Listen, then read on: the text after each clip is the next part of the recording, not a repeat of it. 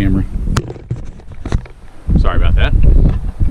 Welcome back to the channel. Today we're going to do a little bit of shooting and want to talk to you guys about a few great tips for getting youth shooting and comfortable shooting, great ways to start them, and just a few safety things you guys should always remember. Of course, if you mess with firearms a lot, you probably already know these, but you know, there's just a few tips to keep in mind and a few things that really help kids, I think, learn to become better shooters, especially when you're going to get them out and you know, whether you're going after deer or turkey or whatnot. It's always good to put some time in shooting so that we know that they can make a quick, ethical kill, which is very important as an outdoorsman. Putting in the time on the range is a great way to get comfortable with firearms. So today, Hunter's out here shooting a little bit, and look, he hasn't done a lot of shooting, to be honest with you. We do so much fishing, we just really haven't put a lot of time in shooting, but this year he's decided he's going to step up and get behind the gun and try to take down a deer this fall. So one of the first things, obviously, you know, is all of our safety things. You know, we got good hearing protection. You can see he's got his hearing protection on there. We want to make sure that we've got a safe environment. So I have got right up here, I have got a round bell set up for a good backstop. We're shooting into a hill. We have nothing but woods behind us. We know there's no houses, nothing back here that would be unsafe for us to shoot for safe direction. So we want to make sure we always pick a good safe direction to shoot. Now, of course, obviously, if you live in town or you don't have the property to shoot on like that, you could always go to a range and get your shooting in there. But with us, we've got some room here to shoot. So we want to have a good backstop, which we got. And then we've got a target with a few different options here, which is basically just a piece of plywood. We spray painted some rings on, but hey, redneck target, it works, and they can kind of see the results from their shooting as well. So for kids, always want to start with a bigger target to build their confidence in shooting. You don't want to put one of those little bitty old dots up there. We want them to get comfortable with the gun. We want them to see some positive results. So I will have a bigger ring, a smaller ring, and then a fairly small ring. Here I've got just kind of a bigger ring and two smaller ones, just to kind of help them build their confidence in the shooting. The next important thing to remember about you know, kids shooting is they need a good rest. Free arm, free standing, any of that stuff, that's hard to do. We get them a good rest. So I've got a table set up here, and Hunter has got a good rest here, and I've just got some burlap bags stacked up to give him a nice place to rest that gun so that he can get a good shot off. Another important tip is don't stretch these shots out real far for kids when they're first learning. You know, right now we're at about 70 yards, 75 yards. In all honesty, the places that we're going to be hunting, he's not going to get too many shots farther than that anyway. We do have a few areas where you could shoot out there a couple hundred yards, but that's not going to be done with our shotgun. We would be hunting with a rifle. So I'm only going to put one shell in at a time. It teaches them to respect the safety value of it. You know, there's no chance of anything inadvertently being cycled into the chamber and an accident to take place. So we want to treat every gun as if it's loaded and that the safety is off. Even if the safety's on, we still want to treat it as if the safety is off and that gun is live and could fire at any time. You know, pointing the gun, safe muzzle direction, those are things that we really got to instill in these kids' head and really drive home that point that, hey, you know, a mistake here could be detrimental, and we want to follow every safety protocol that we can. So one thing with Hunter here that I've been doing is that when he shoots, the first thing we do is, after you've shot the gun, what's the first thing you do? Turn the safety on. Turn the safety on. Okay, so the very first thing he does after he shoots the gun is turn the safety on. Safety goes back on. That is the very first thing we do. That is before we put any more shells in, take any more shots, safety goes back on. Absolute first thing.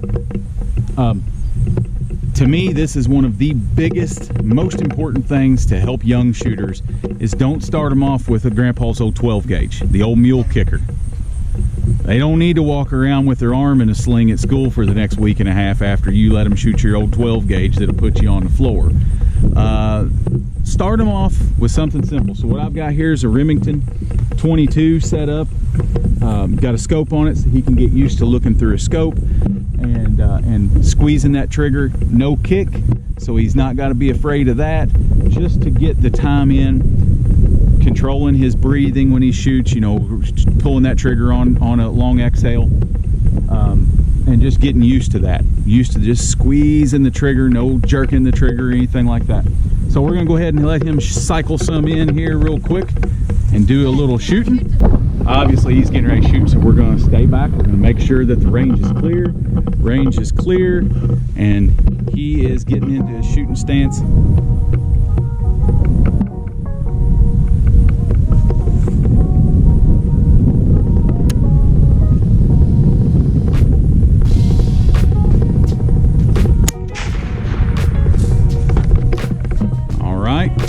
Safeties goes back on, good job. And he cycled one in and ready to go again. Go ahead and shoot you another one, buddy.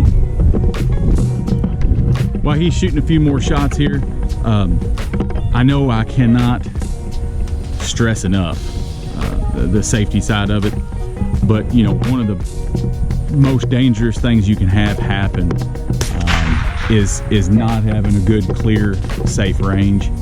Whether you live out in the country or not, you should always be looking in what direction are you're shooting, what kind of safety issues you could have as far as what's in the background. So always keep that in mind. And then after he shoots this last round here, we're going to step him up to the old shotgun, because that's what he'll be using in this fall. So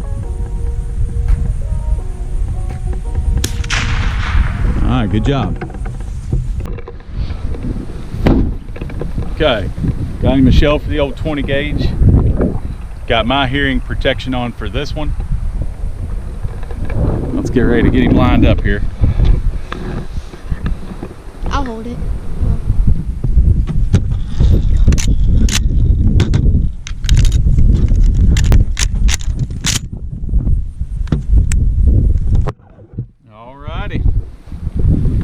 There you go, buddy. All right.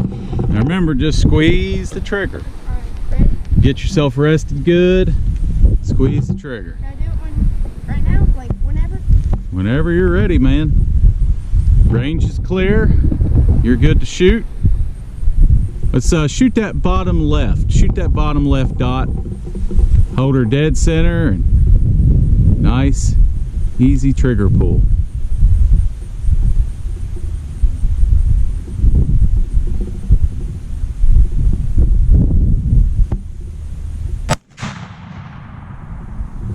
Good job. Good job. I'd say his arm might be a little sore. It's all right. It's got a little kick. Not much. 20 gauge is not too bad. So I want to say this real quick.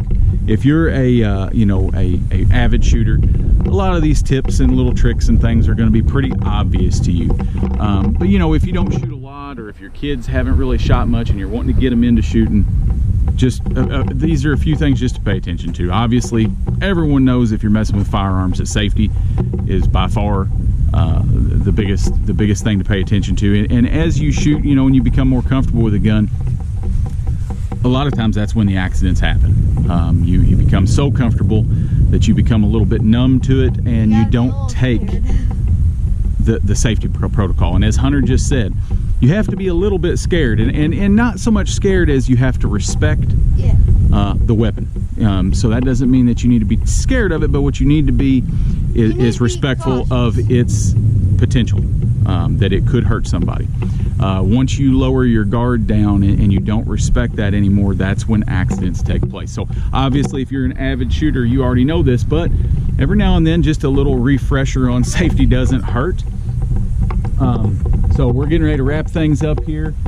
The last thing I will say, if you're going to have somebody, young person, shoot a gun, especially a shotgun, muzzleloader, or anything like that that might have a little more recoil, and they're going to shoot with a scope, try to find yourself a scope with the maximum amount of eye relief. the more eye relief, the better.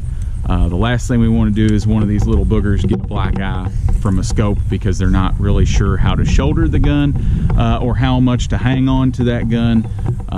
So a scope with a lot of eye relief is key, and I try to buy scopes that have the maximum amount of eye relief, even for myself, because I don't really want to walk around like I got in a bar fight. So remember that.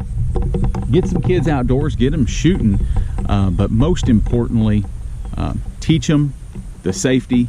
And I feel like the world would be a lot better place if children understood that guns aren't bad, and that guns, they don't kill people. You know, people behind the gun are the ones that are dangerous. And if we can get these kids to understand that, you know, once you pull the trigger, there is no coming back. There is no changing. There is no erase time. There is no start over. This is not a video game. There is no, you know, getting additional lives or anything like that. This is it. It's one and done. So you have to absolutely consider every time you're about to pull the trigger, whether it's right or wrong. And that goes for here in the range, or that goes for in the woods when you're hunting. Identify your target before you make any attempt at harvesting that animal, and that means the safety does not leave the on position until we have properly identified our target in which we want to harvest. So thanks again, guys, for tuning in. Hunter had him a good time out on the range. Hopefully in the next couple of weeks we'll be able to bag a nice buck and get one on the ground. I know my fishing addiction is gonna have to take the back seat for a couple weeks, even though it's getting to the right time to go catch them big smallmouth. So thanks, guys. Thanks for tuning in. We will see you on the next one.